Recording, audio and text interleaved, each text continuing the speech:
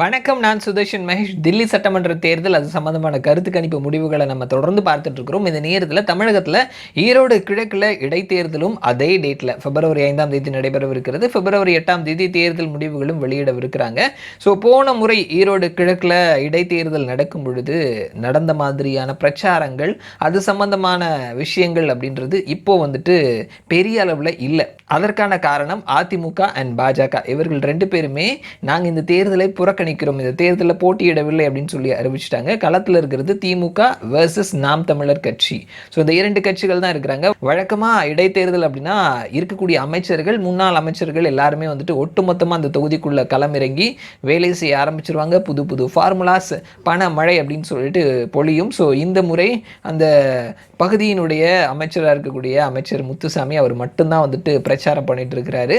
இந்த பக்கத்தில் நாம் தமிழர் கட்சியிலேருந்து சீமான் அங்கே இருக்கிறாரு. ஸோ இதுதான் நம்ம பார்க்க முடிகிறது. இந்த நேரத்தில் ஈரோடு கிழக்கு தொகுதியில் யாருக்கான வெற்றி வாய்ப்பு அப்படின்னு சொல்லிட்டு ஆன்லைனில் ஒரு கருத்து கணிப்பு முடிவு நடத்தியிருக்கிறாங்க. நியூஸ் 18 தமிழ்நாடு அவர்களினுடைய யூடியூப் பக்கத்தில் ஒரு போலிங் ஒன்று நடத்தியிருக்கிறாங்க. கிட்டத்தட்ட 78,000 பேர் வந்து வாக்களித்திருக்கிறாங்க. ஸோ ஓவராலாக எல்லாருக்கும் தெரிஞ்ச விஷயம் திமுக தான் ஜெயிப்பாங்க அப்படின்னு சொல்லிட்டு. ஸோ இருந்தாலுமே வந்துட்டு வாக்கு சதவீதம் அவங்க எவ்வளோ வாங்குவாங்க அப்படின்றது ஒரு கொஸ்டின் மார்க்காக இருக்குது. அவங்க எவ்வளோ வாங்குவாங்க அப்படின்றத தாண்டி ஆப்போசிட்டில் இருக்கக்கூடிய நாம் தமிழர் கட்சி அவர்களினுடைய வாக்கு சதவீதம் எவ்வளோவா இருக்கும் அப்படின்றதும் ஒரு கொஸ்டின் மார்க்காக இருக்குது. ஸோ இது அவர்களுக்கு சட்டமன்ற தேர்தலில் இதே வாக்கு சதவீதத்தை பெற்றுக் கொடுக்காது அப்படின்னாலுமே இந்த பாஜக அண்ட் அதிமுக இவர்களினுடைய வாக்கு யாருக்கு போகுது அப்படின்றதுலையும் ஒரு கேள்விக்குறி இருக்குது.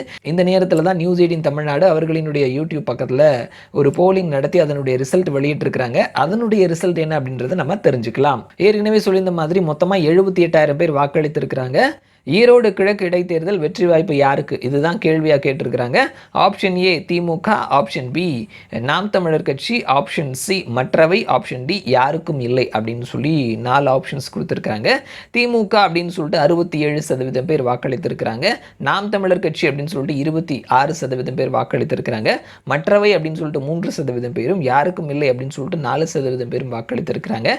ஸோ இதில் நம்ம கவனிக்க வேண்டியது திமுக அப்படின்னு சொன்னது திமுக காரங்க மட்டும் கிடையாது. திமுகவுக்கு அப்போஸ்டாக இருக்கக்கூடிய பாஜகவாக இருக்கலாம், அதிமுகவாக இருக்கலாம். ஏன்னா யாருக்கான வாய்ப்பு அப்படின்ற பொழுது ஓவராலாக எல்லாருக்குமே வந்துட்டு திமுகவுக்கு தான் வாய்ப்பு அப்படின்றது தெரியும். ஸோ அந்த திமுகவில் இருக்கக்கூடிய 67% அப்படின்றது திமுக வாக்கு ப்ளஸ் திமுகவுக்கு அப்போஸ்டில் இருக்கக்கூடிய வாக்குகள் யாராக இருந்தாலும் ஜெயிக்கிறது. வெளியிலிருந்து ஒப்பீனியன் சொல்லும் பொழுது ஸோ அவர்கள் தான் ஜெயிப்பாங்க அப்படின்னு சொல்லக்கூடிய வாக்கு. ஸோ இந்த 67% வந்துட்டு அப்படியே வரக்கூடிய தேர்தலில் வருமா அப்படின்லாம் நம்ம எதிர்பார்க்கக்கூடாது. ஸோ இது அவர்களுக்கு அப்போஸ் இருக்கக்கூடிய வாக்குகளையும் சேர்த்தே தான் சொல்றாங்க. அடுத்தது நாம் தமிழர் கட்சிக்கு 26% பேர் சொல்லியிருக்கிறாங்க. ஸோ இதுவுமே நாம் தமிழர் வாக்கு பிளஸ் திமுக வேண்டான்னு நினைக்கிறவங்களுடைய வாக்கும் சேர்ந்தே தான் 26% இருக்குது. நம்ம பார்க்க முடியுது. மற்றவை யாரும் இல்லை அப்படின்றதுக்கு பெரிய அளவில் வந்துட்டு ரெஸ்பான்ஸ் இல்லை அப்படின்றது நம்ம கவனிக்க முடிகிறது. யாரும் இல்லை கூட வந்துட்டு நம்ம ஓரளவு அக்செப்ட் பண்ணிக்கலாம். வந்துட்டு நாங்கள் நோட்டாவுக்கு போடுறோன்ற ஒரு குரூப் இருப்பாங்களே அந்த மாதிரியான பர்சன்ஸ் வேணால் யாரும் இல்லைன்னு சொல்லலாம். மற்றவை அப்படின்ற இடத்துல 3% பேர் வாக்களித்திருக்கிறாங்க. ஸோ மக்கள் வந்துட்டு பெரும்பான்மையானவர்கள் இருக்கக்கூடிய 2 பேரில் யாராவது ஒருத்தருக்கு தான் வாக்களிக்கிறாங்க அப்படின்றதையும் நம்ம இந்த ஒரு போலிங் வழியாகவும் கவனிக்க முடிகிறது. ஸோ இது வந்துட்டு ஈரோடு கிழக்கு அந்த தொகுதிக்குள்ளவங்க மட்டும் வாக்களித்திருப்பாங்க அப்படின்னு சொல்ல முடியாது. ஆன்லைன் போலிங் அப்படின்னு சொல்லும் பொழுது ஓவராலாக இருக்கக்கூடிய எல்லாருமே வாக்களித்திருப்பாங்க. ஸோ நம்ம பார்க்கும் பொழுது நாம் தமிழர் கட்சி அவர்களினுடைய வாக்கு சதவீதம் அப்படின்றது ஓரளவு உயரும் அப்படின்னு சொல்லி எதிர்பார்க்கப்படுது. திமுகவினுடைய வாக்கு சதவீதமும் நார்மலாக அவர்கள் வாங்குறதை விட அதிகமாகவே வாங்குவாங்க. ஸோ இது வந்துட்டு நம்ம வரக்கூடிய சட்டமன்ற தேர்தலில் எதிரொலிக்காது அப்படின்றத கவனிக்க முடிகிறது. ஆனாலுமே நாம் தமிழர் வாங்கக்கூடிய ஒவ்வொரு பர்சன்டேஜ் வாக்குமே அது திமுக வேணாம் அப்படின்னு நினைக்கக்கூடிய வாக்குகள் அப்படின்றதையும் நம்ம கவனிக்கணும். ஓவராலாக நம்ம பார்க்கும் பொழுது திமுக 67% பேர் ஜெயிக்கும்னு சொல்லியிருக்கிறாங்க. நாம் தமிழர் 26% பேர் ஜெயிக்கும்னு சொல்லியிருக்கிறாங்க. மற்றவை 3% பேர் யாருக்கும் இல்லை அப்படின்னு சொல்லிட்டு 4% பேர் சொல்லியிருக்கிறாங்க.